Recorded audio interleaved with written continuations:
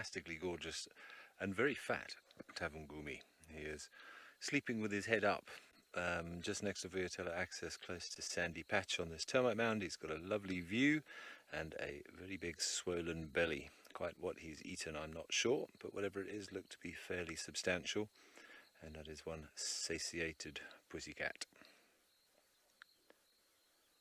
We're just commenting, all his rosettes almost look stretched.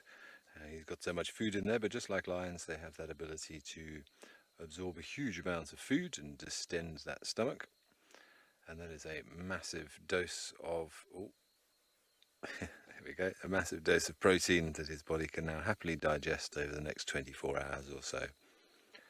We actually found him just lying in the middle of the road. We came past Sandy Patch and there was plenty of impalas frolicking around there, and we just found him lying slap bang in the middle of Voyatella access, and he's managed to drag his stomach up to the top of this termite mound, and it seems to be his final resting place for a while.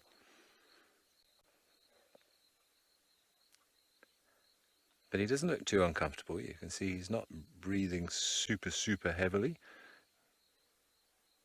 If he was to fall asleep properly, we'd expect to see that breathing slow down. But remember, when animals do have full bellies, they do tend to breathe a little bit more heavily. What that's actually doing is getting more carbon dioxide into the stomach, because digestive juices are formed with the help of carbon dioxide. So the more CO2 you can pump into the stomach, the more effective your digestion is likely to be. And we see that in no better example actually than in a crocodile. Crocodile's heart is unique in the animal kingdom. For one thing, all reptiles have a 3-chambered heart except the crocodile that has a 4-chambered heart. And they have a special, I'm going to call it an artery, but I don't know if officially it is an artery, but they have a special tube that takes carbon dioxide, sort of excess carbon dioxide from the heart directly into the stomach. And that's one of the reasons that crocodiles can digest pretty much anything.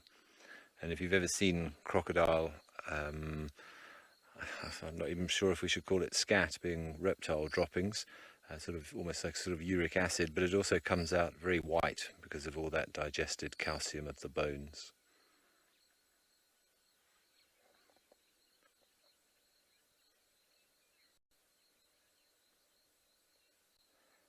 But this is most definitely my favourite leopard out here. He really is a spectacular animal. We can't see him quite as well as we could earlier, but I'm sure our regular viewers will know about his fairly unique spot pattern with those little sort of black dots within the centre of those rosettes, making him look a little bit more like a jaguar than a leopard at times.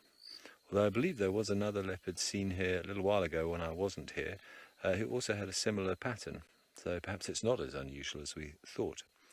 Of course, you do occasionally get aberrations in terms of different colours. There have been black leopards recorded in South Africa, and actually I was doing some freelance guiding about a month or 6 weeks ago and was chatting to one of the guests there whose I think daughter owns a little game farm somewhere in the Lydenburg area, and he claims to have seen a black leopard on that property. And then of course you get the strawberry leopards, which are also sometimes seen. I'm yet to see one of those where their leopards have a sort of a more of a pinkish hue to their coat.